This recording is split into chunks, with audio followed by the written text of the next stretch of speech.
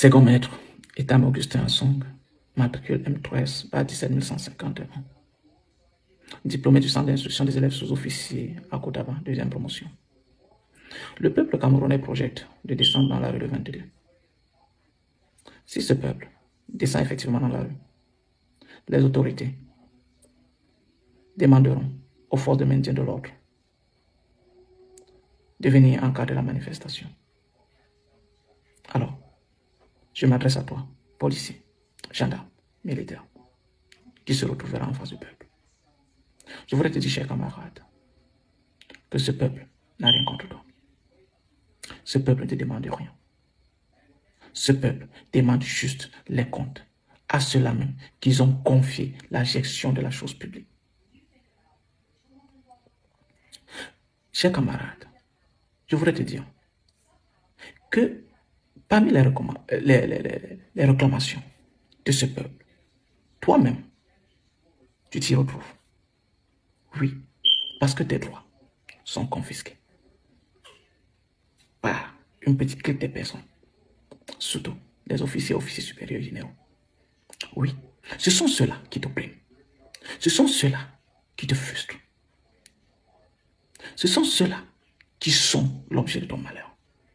Ce sont ceux-là qui ne te permettent pas de pouvoir avoir une famille digne, d'élever tes enfants dignement. Pourquoi? Parce qu'ils te méprisent.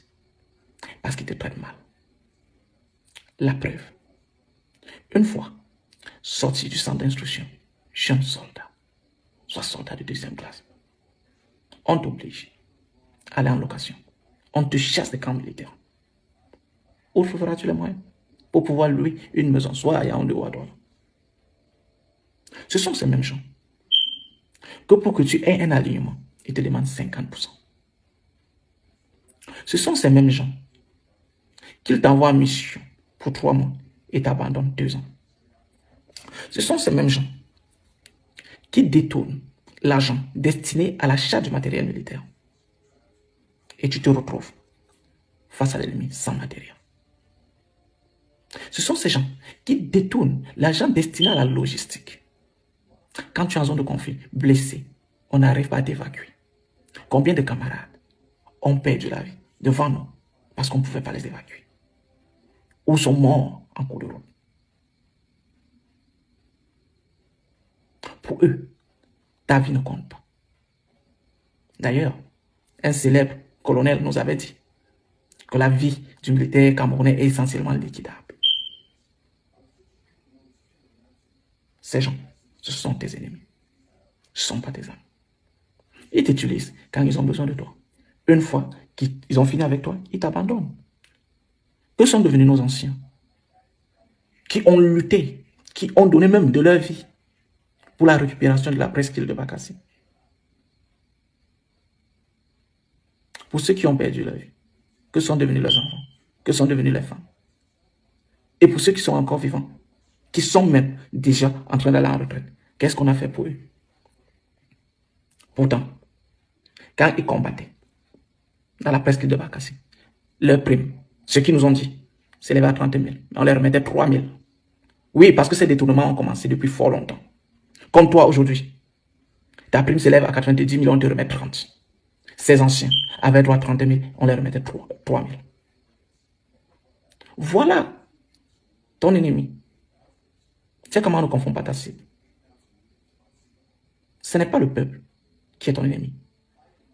Ton ennemi, c'est celui-là qui te demande 50% des soins. Pourtant, tu es blessé en zone de conflit. Oui, tu défends ta nation, tu es blessé et pour qu'on te soigne, on te demande 50%. Ton ennemi, c'est celui-là qui ne va jamais t'évacuer parce que tu es personnel non officier. Même si ton cas mérite une évacuation sanitaire. Ton ennemi, ce sont ces gens-là qui sont assis dans les bureaux et te demandent de l'argent, de monnayer un stage. Pourtant, tu en as droit. Ton ennemi, ce n'est pas le peuple qui sera dans la rue. Ton ennemi, c'est ces gens-là qui te donnent des ordres. Une fois que ça tourne mal, ils t'abandonnent. Ils se lavent les mains. Souviens-toi des événements du Nord. Souviens-toi d'un Gab. Oui, quand ils ont la pression nationale et internationale, il leur faut le bouc émissaire. Ils ne cherchent pas loin. C'est le personnel non officier. C'est quartier maître, caporal, c'est gens, c'est comme ça. Ils sont deux. Ton ennemi, c'est celui-là qui ne te donne pas la prime de risque. Mais pourtant, lui, qui ne fait pas la guerre, a la prime de risque. Oui, c'est lui ton ennemi. Ton ennemi, c'est celui-là qui, en zone de conflit, pour ceux qui sont adjudants et adjudants-chefs, on leur donne le titre de chef de section quand ils sont au front. Et quand ils reviennent dans les casernements, ils ne sont pas chefs de section. Et ils ne reçoivent pas la prime. Oui, puisqu'ils vous demandent de faire le travail. Eux, ils sont dans les postes de commandement. Ils sont au Yahoo. C'est celui-là qui est ton ennemi. Celui qui n'a besoin de toi quand il est en situation. Une fois qu'il finit d'utiliser, il t'abandonne. Ton ennemi, c'est celui-là qui te donne une seule tenue, le 20 mai, et te demande de t'habiller H24 en tenue, sur toute l'année. Le reste, tu gères, tu achètes si tu veux. Ton ennemi, c'est celui-là qui confisque même la prime du défilé du 20 mai. Certains corps reçoivent, d'autres ne reçoivent pas. On te dit, la réclamation est permise qu'après exécution. Une fois que tu as exécuté, basta, on oublie. Quand vous voulez lever la tête, on coupe. Vous vous réunissez, on dit rébellion. C'est comme ça que l'armée camerounaise fonctionne. Chers camarades, ne confondent pas la cible. C'est comme ça. Combien de nos camarades ont été punis parce qu'ils ont osé demander ce qui leur revient de droit? Ils ont puni tout un bataillon. Parce que les éléments de ce bataillon ont osé demander leur prime de mission. Ils sont suspendus de toute mission. En fait, les missions payantes, les missions juteuses. Voilà ton ennemi. Chers camarades, quand ces gens finissent de t'utiliser, ils ne se souviennent plus de toi. Ah oui, ils ne se souviennent plus de toi. S'ils n'arrivent pas à se souvenir de ces grands bataillons qui ont fait du bon temps, qui ont pu défendre le territoire national, ce n'est pas toi qu'on va envoyer en face de ton frère, qu'on va récompenser demain. Parce que je n'ai jamais vu un soldat qui a été récompensé parce qu'il a tué son propre frère. On n'a jamais octroyé une médaille à un soldat parce qu'il a combattu contre son frère. Et même si jamais on t'octroyait une telle médaille, seras-tu fier de l'élaborer? Je ne pense pas. Ça sera une médaille de la honte. Chers camarades, ces gens sont des femmes politiciens. Oui, ils nous disent que l'armée est apolitique. Mais eux, le pyjama, c'est la tenue du RDPC. La preuve, quand il y a élection, ils nous baladent de poste, de bureau de vote en bureau de vote pour aller voter. Je te demande, chers camarades, de faire comme moi. En 2018, quand on m'a contraint de voter sans carte d'électeur, je n'ai pas refusé. Je suis allé, j'ai voté contre.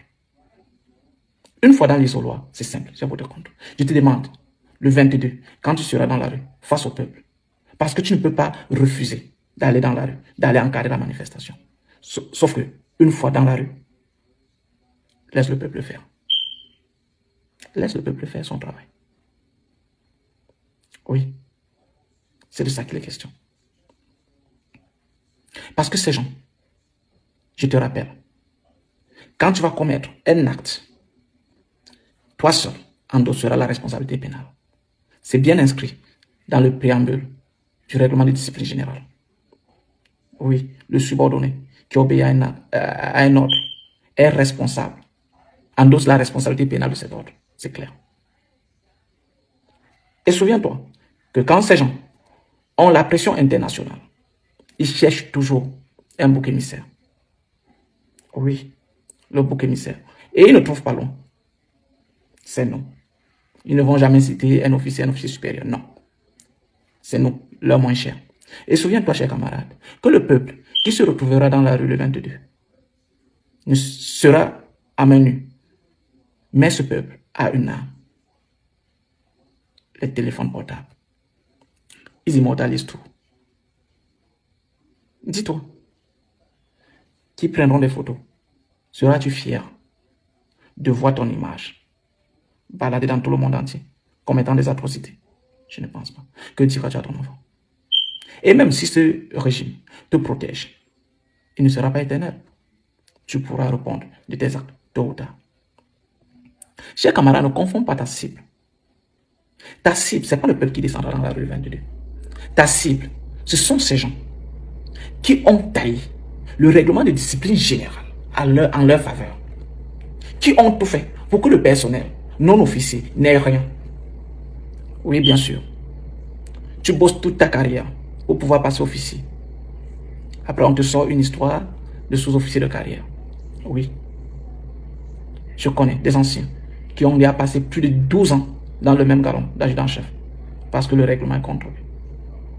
Tu as eu tous tes diplômes militaires. Est-ce que sous-officier de carrière est un diplôme? Dans quelle école l'obtient? Qu'on me dise. Dans l'école où on obtient je ne sais pas si c'est un diplôme ou l'attestation de sous-officier de carrière. Ils le font savamment pour prendre qui ils veulent. Et comme c'est une armée de mafia, une armée corrompue, alors ils prennent les privilégiés. Quand tu n'es pas dans leur réseau, basta, tu es de côté. C'est comme ça que ça fonctionne. Sache, chers camarades, que ces gens ne sont pas tes amis. Eux-mêmes, ils le disent. Ils disent, le seul mot qu'ils savent bien dire en anglais, officer and God. C'est ça. L'officier, c'est Dieu chez eux. Ça veut dire toi, tu n'es rien. Tu n'es rien. Absolument rien. Chers camarades, nous avons tous besoin de ce changement. Parce que si le peuple obtient ce changement, la réforme se fera partout, même à l'intérieur de l'armée. Plus rien ne sera comme avant. Oui. Tout sera basé sur le mérite. Tu n'auras plus besoin de négocier pour aller effectuer une mission payante. Bien sûr. C'est injuste. Chers camarades, je connais tes frustrations. Je connais ce que tu traverses. Je te le répète, ce n'est pas le peuple qui est à l'origine de ton malheur. Ce n'est pas le peuple qui est responsable de ce que tu vis. C'est bien ce gouvernement. Une fois dans la rue le 22, sois du bon côté. Soit tu choisis de continuer à souffrir, soit tu fais le choix du changement. Rendez-vous le 22. Je compte sur toi.